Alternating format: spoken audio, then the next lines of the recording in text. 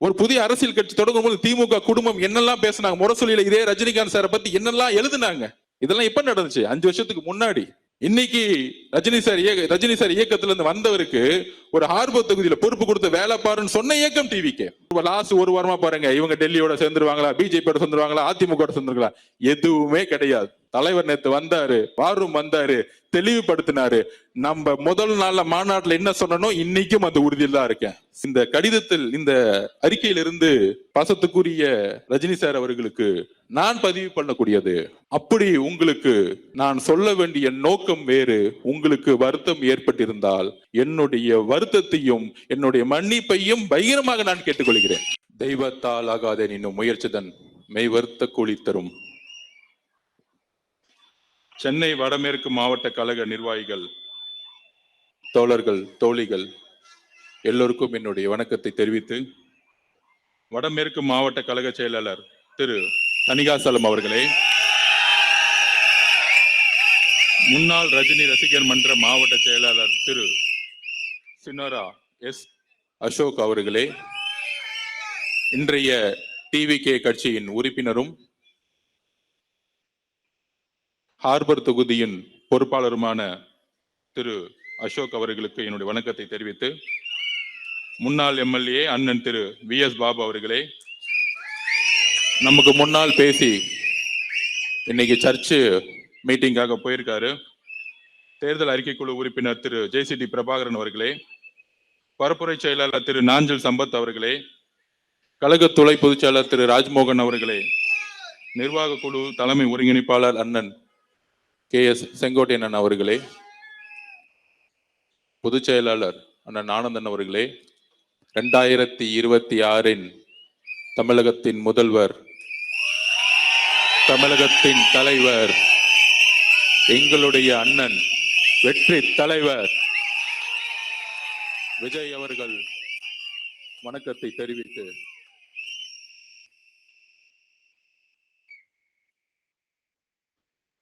அதாவது CBI enquiry முடிஞ்ச உடனே, அந்த சிபிஐ என்கொயரிக்கு போகும்போதெல்லாம் இந்த திமுக காரங்களாம் என்ன பண்ணுவாங்கன்னா, மீடியாவில் உட்காந்துட்டு டெல்லியில கூப்பிட்டுட்டாங்க, அழுத்தம் கொடுக்குறாங்க, சிபிஐ மிரட்டுறாங்க அப்படின்னு ஒரு 5 நாள் பிரச்சாரத்தை உருவாக்குவாங்க. நான் உட்பட அண்ணன் நிர்மல்குமார் எல்லாம் போவோம். அண்ணன் உண்மைகளை சொல்லிட்டு வெளியே வரும் பொழுது நியூஸ் ஒன்று வந்துச்சு. தமிழ்நாட்டில் தேர்தல் கமிஷன் நோட்டிஃபிகேஷன் அனௌன்ஸ் பண்ணிட்டாங்க, தேர்தல் அனௌன்ஸ் பண்ணிட்டாங்க. தமிழ்நாடு மட்டும் இல்லை, 5 மாநிலங்களில். அன்னைக்கு 5 மணிக்கு மாடல் கோட் ஸ்டார்ட் ஆயிடுச்சு. மாடல் கோட் ஸ்டார்ட் ஆயிடுச்சுன்னு என்ன தெரியுமா அர்த்தம்? தெரியுமா உங்களுக்கு? அதாவது பிரச்சாரத்தை எந்த தலைவர் எங்க வேணா ஸ்டார்ட் பண்ணலாம். அப்புறம் 4.25 வருஷம் இல்ல, 4 வருஷம் 11 மாசம் பொம்மை முதல்வரா திரு மு.க. ஸ்டாலின் அவர்கள் இருந்தார். இன்னைக்கு உண்மையாலே பொம்மை முதல்வர் அவர். ஏன்னா மாடல் கோடு வந்துருச்சு. முதல்வர்னு சொல்லலாம், ஆனா பேனா வச்சு சைன் பண்ண முடியாது. அதுக்கு முன்னாடி சைன் போட்டாங்க, அவர் மருமகனும் மகனும் சைன் போட்டுட்டு இருந்தாங்க. அதனாலதான் பொம்மை முதல்வர்னு சொல்லுவோம். என்ன, அது ஒரு குடும்ப ஆட்சி. குடும்ப ஆட்சியோட நோக்கம் என்னன்னா, ஸ்டாலின் சார் டாக்ஸ் எல்லா இடத்துலயும் 30% கமிஷன் அடிச்சு கரப்ஷன் பண்றது மட்டும்தான். அப்ப அந்த சிபிஐ என்கொயரி முடிஞ்ச உடனே வெளியே வரும்போது நான் பின்னாடிதான் உக்காந்துட்டு இருந்தேன். எல்லாத்துக்கும் பதில் சொல்லணும்ல, நம்ம தலைவர் நிறைய பேச மாட்டார். அப்படி சிபிஐ ஃப்ரெண்ட்ஸில் உக்காந்துட்டு வெளியே ஒரு 2000 பேர் நிக்கிறாங்க. எங்கிருந்து வந்தாங்கன்னு தெரியல, டெல்லியில உட்காந்துட்டு இருக்காங்க.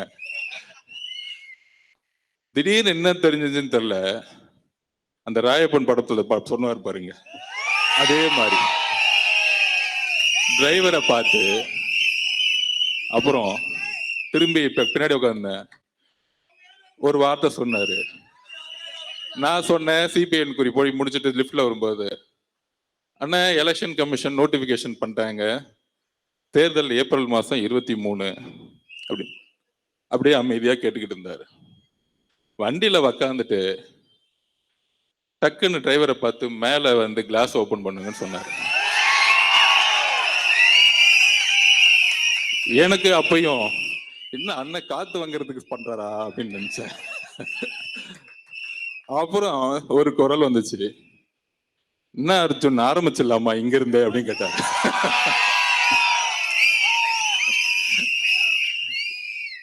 அப்பதான் புரிஞ்சேன், இந்த ஒரு வாரமா திமுக காதருங்க ஒரு நெரேட்டிவ் செட் பண்ணாங்களே, CBI office CBI office CBI ஆபீஸ்ன்னு. இந்த 8 மாசமா முதலமைச்சர் ஸ்டாலின் பார்த்து பயந்த ஒரே தலைவர் எங்களுடைய தலைவர். அவருக்கு இபிஎஸ் பார்த்தா பயம் இல்ல. அப்புறம் யாரோ ஒருத்தர் பிஜேபி தலைவரா ஒருத்தரை போட்டிருக்காங்க, பேர் கூட வர மாட்டேங்குது, மறந்து போச்சு. அந்த மாதிரி பல தலைவர்கள் சுத்திக்கிட்டு இருக்காங்க. எல்லாம் ஓகே, எல்லாம் திமுகவோட கூட்டணி போட்டு வச்சிட்டு இருக்காங்க. அண்ணா முதலமைச்சர் ஸ்டாலின் அவருக்கு ஒரே பயம், தலைவர் எப்பெல்லாம் வீட்டை விட்டு வெளியே வராரோ, மக்களை பார்க்க வராரோ, அதனால ஒரே பயம். அதுக்கு தான் செந்தில் பாலாஜியை கூப்பிட்டாங்க, நீ போய் ஒரு வேலையை பண்ணுன்னு சொன்னான். அவருக்கு கொஞ்சம் அறிவு கம்மி, அவரு அடிச்சுட்டு வரான்னு சொன்னாரு. இந்த படுபாவி கொன்னுட்டு வந்துட்டான், திருட்டு பையன். ஆக்சுவலா ஸ்டாலினை மாட்டி விட்டதே செந்தில் பாலாஜி தான் கொலை குற்றத்துல. நாளைக்கு இதுக்கு பின்னாடி என்ன அஜெண்டா இருக்குன்னு செந்தில் பாலாஜிக்கு தான் தெரியும். அவர் நம்மள எதிரியா நினைச்சிட்டு இருக்காரு. அவர் பேச விடாம நிப்பாட்டுறானா, நம்மள மக்களை கொன்னு குவிச்சிட்டு ஒரு வாரமா நாடகம் ஆடி நம்ம மேல கொலைப்பள்ளி சொல்லி அத சுப்ரீம் கோர்ட்ல நம்ம நிரூபிச்சது. அந்த ஜட்ஜிக்கே புரிஞ்சிச்சு மகேஷோட ஆக்டிங், அதுக்கப்புறம் செந்தில் பாலாஜியோட ஆக்டிங், காலையில உதயநிதியோட ஆக்டிங். என்ன பிரச்சனைனா, நம்ம தலைவர் ஆக்டிங் தெரிஞ்சு நம்பர் 1 ஆகி அரசியலுக்கு வந்துட்டாரு. இவங்களுக்கு ஆக்டிங்கும் தெரியல, அரசியலும் தெரியல, என்ன பண்ணணும் தெரியல. இதுதான் பிரச்சனை. ஏதாவது ஒண்ணுல எக்ஸ்பர்ட்டா இருந்தா பரவாயில்ல, எதுலயுமே இல்ல. மூளையில என்ன இருக்குன்னு தெரியல, பிறக்கும் போதே களிமண்ணு மட்டும்தான் பெத்து வச்சிருக்காங்கன்னு தெரியல. சரி, அதை விடுங்க, நம்ம அந்த விமர்சனத்துக்குள்ள போக வேணாம். நம்ம ஏதாவது ஒரு வார்த்தை சொன்னா அது 100 வார்த்தை ஆக்கி டிபேட் ஆக்கிட்டு இருக்காங்க. அப்ப இந்த கொலையை செஞ்ச பிறகு நம்ம மேல கொலைப்பள்ளி சொல்லி இன்னைக்கு பாருங்க, நம்ம அண்ணன் செந்தில் பாலாஜி அண்ணன் என்கொயரி போயிருக்காரு. உங்க மேல கொலைப்பள்ளி இருக்குன்னு டவுட் வந்தனாலதான் ஏன் உங்களை கூப்பிட்டு என்கொயரி பண்ணிட்டு இருக்காங்க. இவ்வளவுதான் சிம்பிள். அப்ப போலீஸும் அவங்க கிட்ட இருக்கு, ஜட்ஜு அவங்க கிட்ட இருக்கிறாரு. 1 நம்பர் கமிஷன் போட்ட ஜட்ஜு அவங்க இப்படி எல்லாம் ஏமாத்தி நம்ம மேல கொலைப்பள்ளி சொன்னாங்க.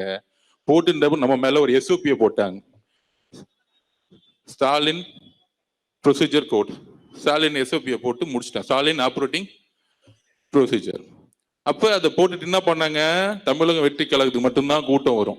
உடனே சொல்றாங்க, அது என்ன தமிழக வெற்றி கழகம் மட்டும் கூட்டத்தை கண்ட்ரோல் பண்ண முடியல அப்படின்னு ஒரு பிரச்சாரமா. யாரு கூட இருக்கக்கூடிய வித்வான்கள், நல்லா வித்வானம் பண்ணுவாங்க, காசை வாங்கிட்டு டக்க டக்க டக்க டக்க டக்குன்னு அடிச்சுட்டே இருப்பாங்க. டிவியில வைக்காது, இதுதான் டிபேட்டே. ஆனா மக்கள் 5% எவரும் நியூஸ் சேனல் பாக்குறதே கிடையாது. திமுக காரங்க மட்டும் பார்த்து பார்த்து பார்த்து ஆஹா சூப்பர்ப்பா, நல்லா பேசுறாருப்பான்னு நல்ல காசை கொடுத்து வாங்கி என்ஜாய் பண்ணிட்டு இருப்பான். அப்ப இந்த கொலைப்பள்ளியை சுமத்தினாங்க, எஸ்ஓபியை போட்டாங்க. நம்ம கிட்ட என்ன கூட்டத்தை கட்டுக்கடங்காத கூட்டத்தை கண்ட்ரோல் பண்ண முடியல. இப்ப ஒரு திருச்சியில மாநாடு பண்ணாங்களே, பெரிய மாநாடு. அந்த மாநாடு பேர் என்ன தெரியுங்களா? வேவ் ஸ்டாலினா. அதுவும் நம்மளை பார்த்து காப்பி. வேவ்னு என்ன தெரியுங்களா? மக்கள் கூட்டம் அலையலையா வருது. எல்லாம் 300 ரூபாய் கூட்டிட்டு வந்து பஸ் டிரான்ஸ்போர்ட்ல உட்கார வைக்கல. எங்கேயா வேவ் வரப்போகுது உங்களுக்கு? 22 கட்சி கூட்டணி வச்ச உங்களுக்கு மக்களே வரலன்னா அந்த கூட்டணி கட்சிகள் தவிர எவனும் கட்சி தலைவர்கள் தவிர யாரும் ஓட்டு போட போறது இல்லை. இதுதான் அரசியல், இதுதான் தேர்தல் அரசியல். மக்கள் உங்கள் மேல நம்பிக்கை இருந்த பிறகு கூட்டணி கட்சியில் இருக்கிற தொண்டர்கள் எப்பயும் உங்க மேல வந்து நம்பிக்கை இழந்துட்டாங்க. சரி, அப்படிலாம் இருக்கும் பொழுது நம்ம என்ன பண்ணோம் அப்படின்னா, கூட்டம்லாம் இவங்களுக்கு வராது, மக்கள் தோணிச்சிட்டாங்க. அப்ப என் மேல இப்ப வந்து ஒரு விமர்சனம் வருது. அந்த விமர்சனத்துக்கு ஜனநாயக பூர்வமாக பதில் சொல்லக்கூடிய இடத்துல இருக்கும். நம்ம ஒண்ணு பிறப்பால் முதலமைச்சர் ஆகிறோம் இல்லையே, பிறப்பால் துணை முதலமைச்சர் ஆகிறோம் இல்லையே. என்ன கேள்வி கேட்டா நீ கேள்வி கேட்பியா, அப்படின்னு முடக்கக்கூடிய இடத்துல நம்ம இல்லை. நம்ம ஒரு சாமானிய கட்சி, இன்றைக்கும் ஒரு சாமானியனாக நம்ம இருந்துகிட்டு இருக்கோம். அதிகாரத்தில் இருந்து இன்றைக்கும் பேசுறதில்லை. ஆனால் எங்க ஆதிக்கம் இருக்கிறதோ அங்கு முதல் குரல் டிவி இருந்து ஒலிக்கும். இதுதான் எங்களுடைய கட்சி. அப்படி சிபிஐல என்கொயரி முடிஞ்ச உடனே பிரச்சாரத்தை அப்படி மேல எந்திரிச்சார். டைவர்ட் ஆயிட்டேன்னு நினைக்கிறேன். இதுதான் நம்ம பிரச்சனை. அவ்வளவு கோவம் உள்ள இருக்கு. அப்ப மேல எந்திரிச்சாரு. அப்படி எந்திரிச்சு மேல நின்னு ஆரம்பிக்கலாமான்னு கேட்டாரு. அப்படி மேல எந்திரிச்சு என்ன பண்ணாருன்னா சிபிஐ ஆபீஸ்க்குள்ள இருந்தே மேல எந்திரிக்கிறாரு. அண்ணனுக்கு தைரியம் இருக்கு, அது வேற மாதிரி தைரியம். அப்ப எந்திரிச்சு அந்த கேட்டுக்கு வெளியே வந்து மேல பாத்துட்டு அங்க 2000 பேர் நான் கையை காமிச்சிட்டு பத்திரமா இறங்கிட்டு, இது போதுமா அப்படின்னு கேட்டார். இது போதும்னு அப்படின்னு நானும் சொன்னேன். அப்ப இன்னுமேட்டு இந்த எஸ்ஓபி இதெல்லாம் கிடையாது இல்ல அப்படின்னு கேட்டாரு. எங்க வேணா போலான்னு தேர்தல் கமிஷனோட ரூல்ஸ்ல எல்லா தலைவரும் எந்த ரோட்டுக்கு வேணா போலன்னு, இன்னுமேட்டு ஒவ்வொரு நொடியும் நான் மக்கள் கிட்ட இருக்கணும், வேலையை ஆரம்பிங்கன்னு சொல்லிட்டார்.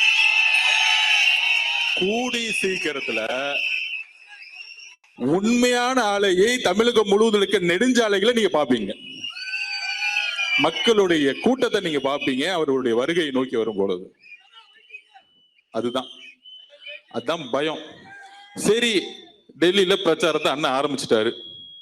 அடுத்தது மாடல் கோடு வந்துருச்சு. எங்க முதல் கூட்டத்தை போடலான்னு யோசிச்சோம். இந்த தீய சக்திக்கு முதல் காரணம் யாரு?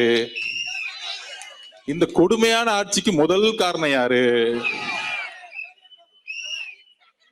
இந்த 4.5 வருஷம் எதுவுமே செய்யாம நாடகம் ஆடி டிராமா பண்ணது யாரு? இந்த டிராமா கம்பெனியை ஒழிக்கணும்னா கொளத்தூர்ல இருந்தா முதல்ல ஆரம்பிக்கணும்.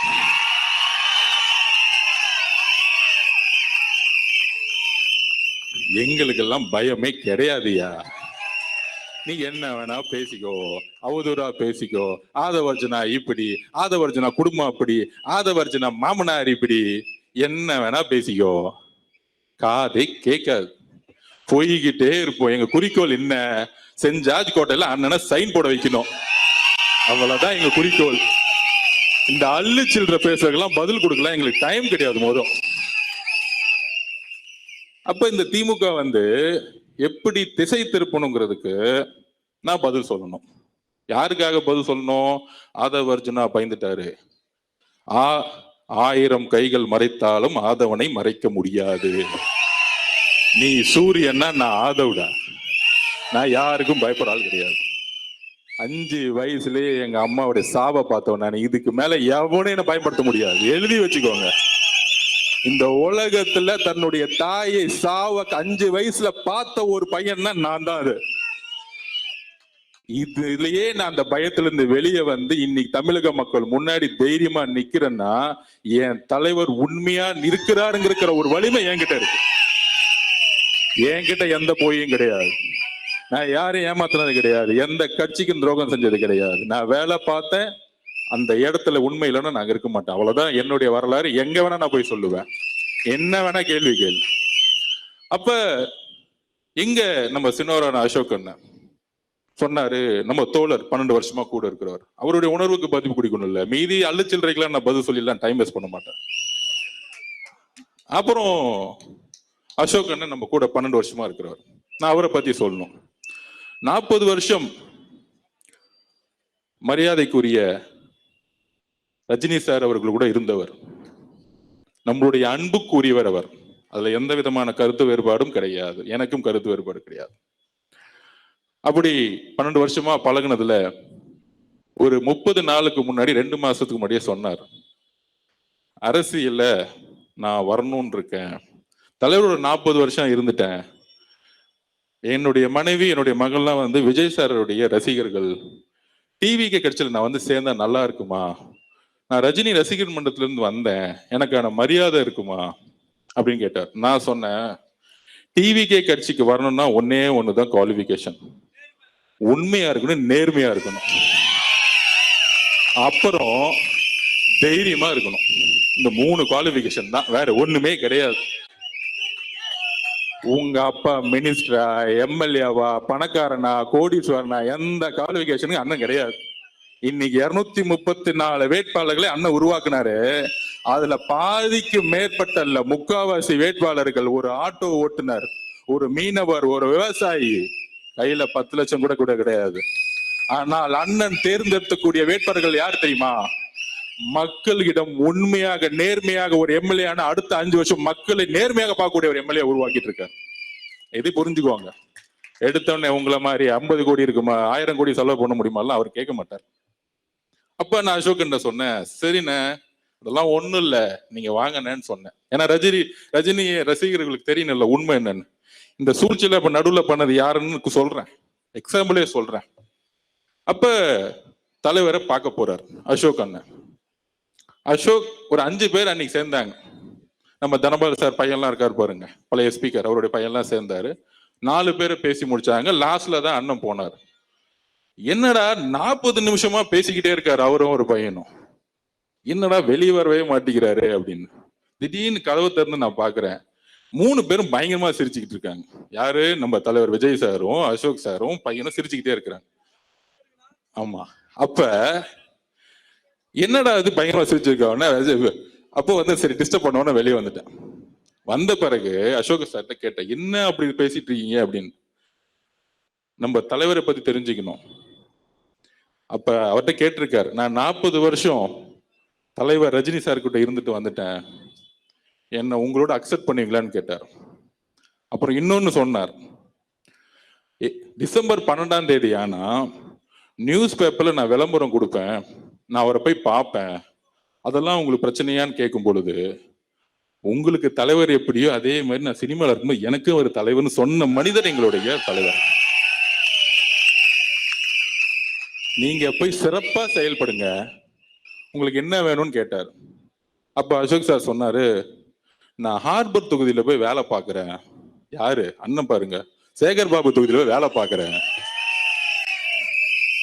உடனே அப்ப சொன்னாரு, தாராளமா போய் வேலை பாருங்க அப்படின்னு கூப்பிட்டு, அவருக்கு என்ன வேணுமோ பண்ணி கொடுங்க, கட்சியில அவருக்கு என்ன பொறுப்பு கொடுக்கணுமோ கொடுத்துருங்க அப்படின்னு சொன்ன தலைவர் எங்களுடைய தலைவர். இதெல்லாம் தெரிஞ்சுக்கணும்.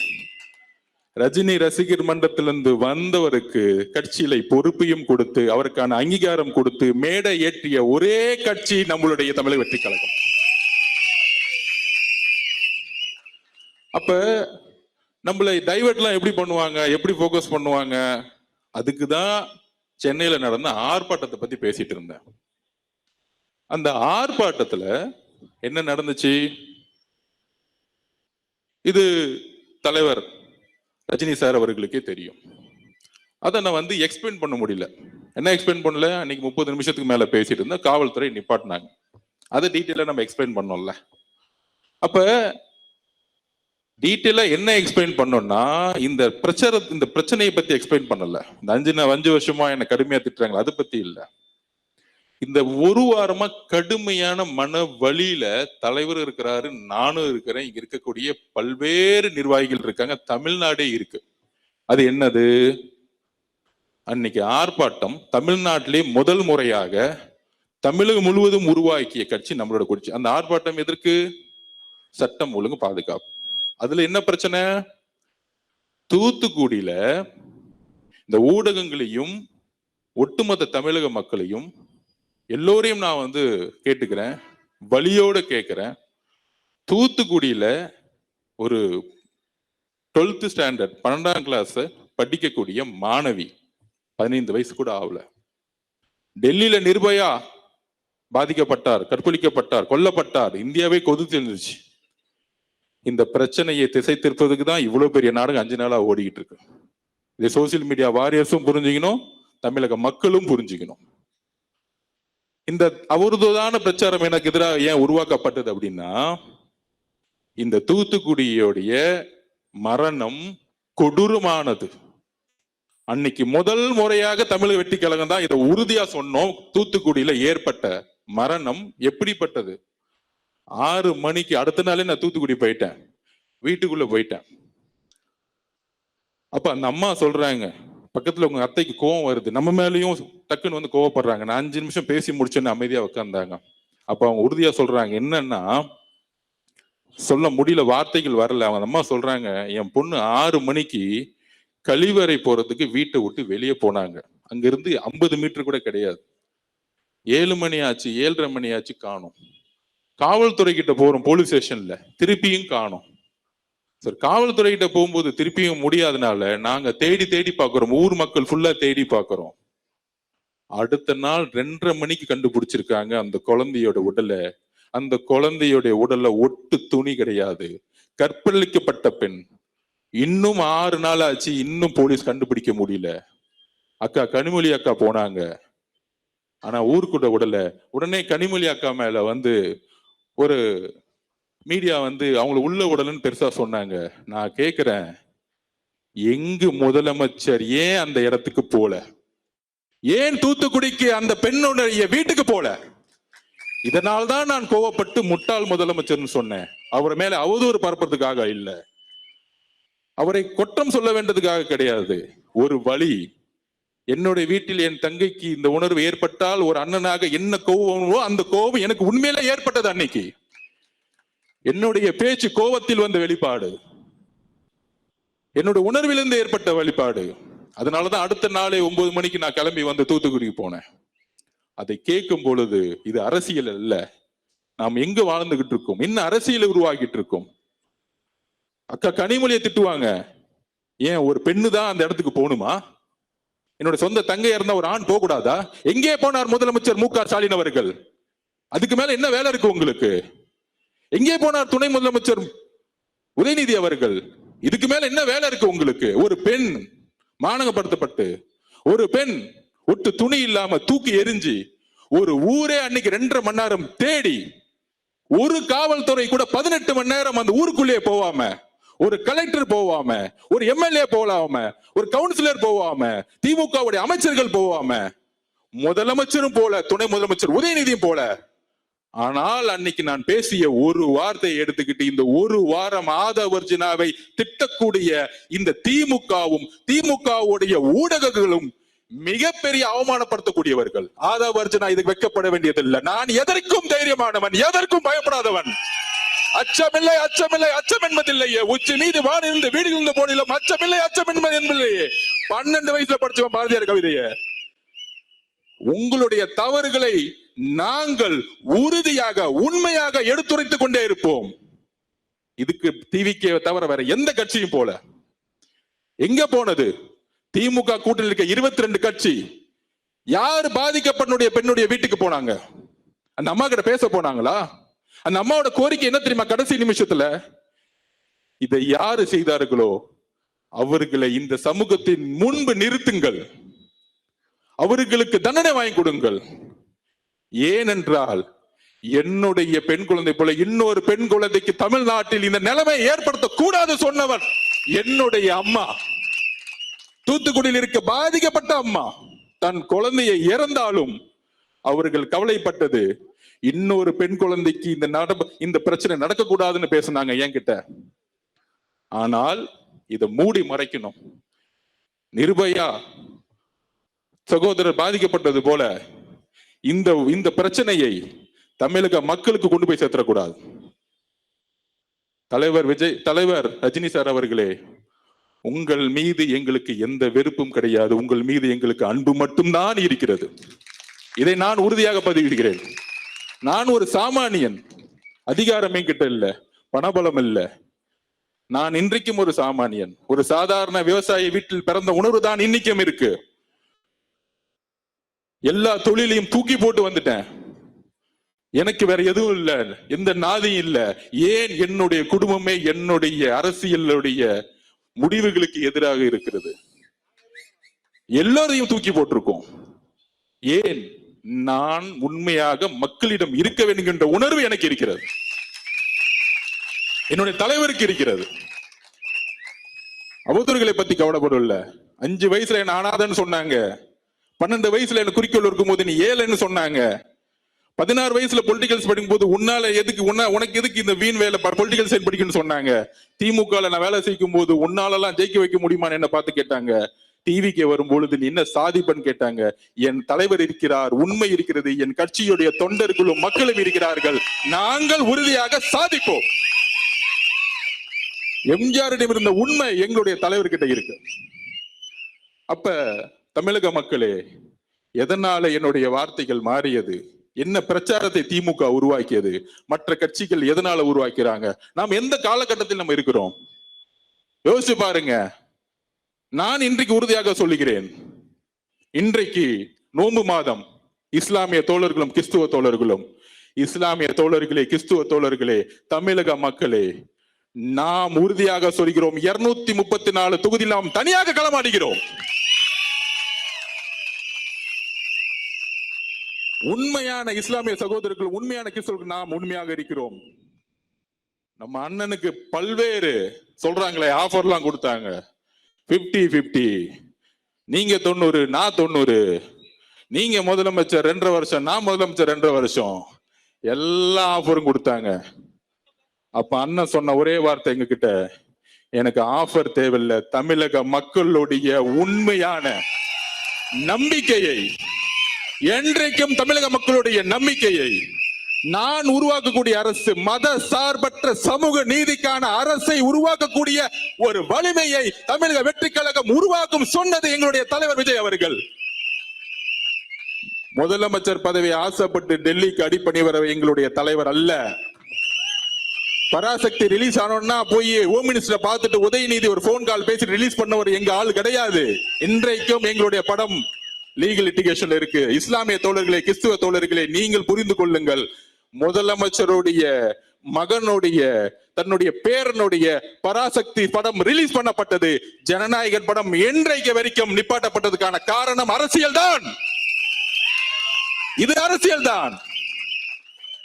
இந்த அரசியலை தைரியமாக எதிர்கொள்ளக்கூடிய ஒரே தலைவர் எங்களுடைய தலைவர் விஜய் அவர்கள்.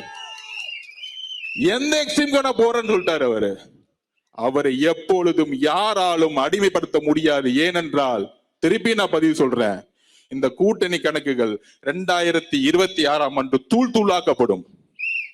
ஒரு சிங்கம் ஆடுடன் சேர்ந்து பாதுகாப்பை கொடுக்க முடியாது மக்களுக்கு. நம்மளுடைய தலைவர் சிங்கம்.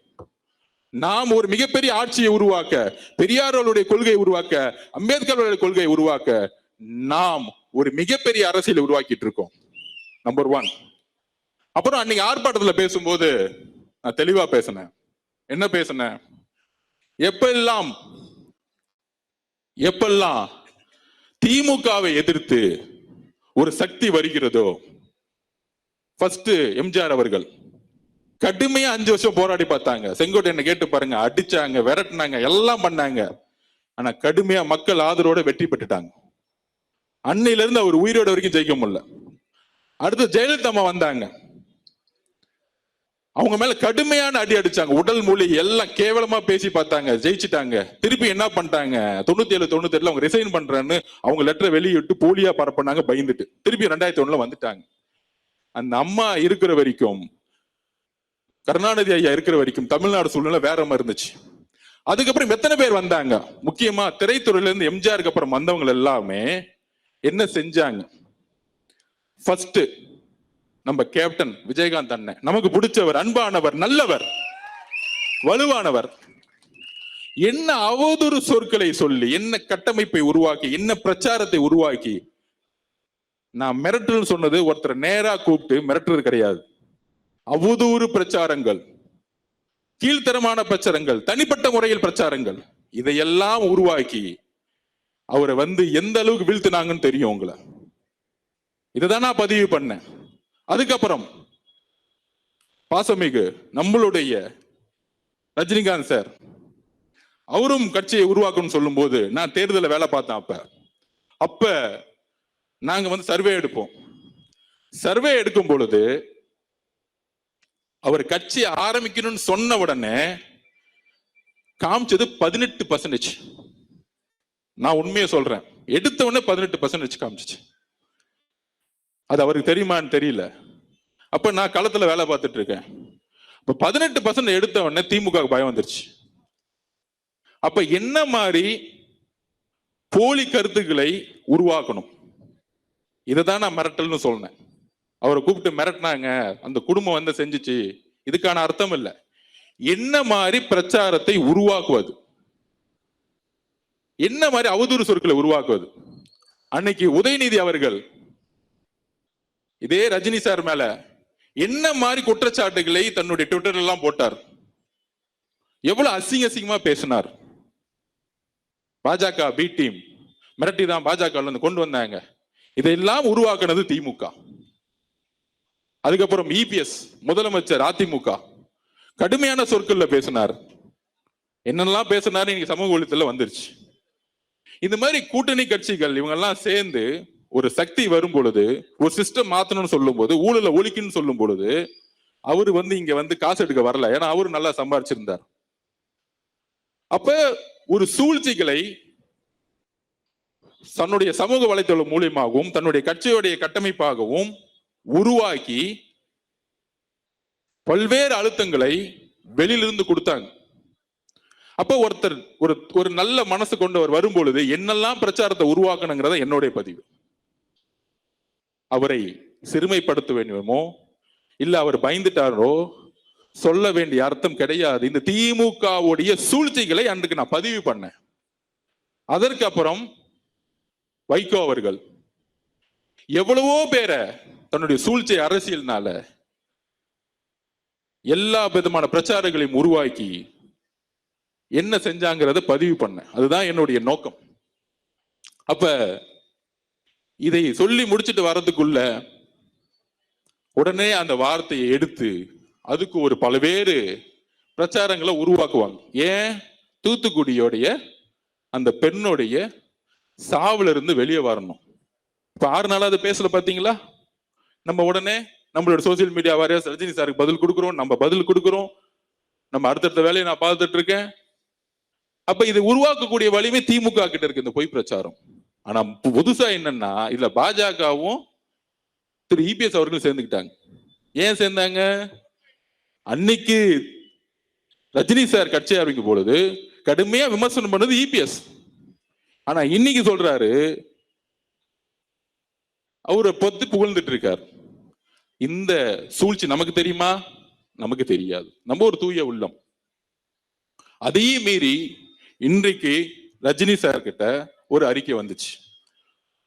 ரஜினி சாருக்கு எல்லா உண்மைகளும் தெரிஞ்சிருக்கலாம். ஆனால் இந்த விவாதங்கள் இதெல்லாம் பார்த்து அவரு தன்னுடைய மனசுல தப்பா நினைக்கிறதுக்கான வாய்ப்பு இருக்குன்னு அவர் அறிக்கையை பார்த்து தெரிஞ்சுக்கிட்டேன்.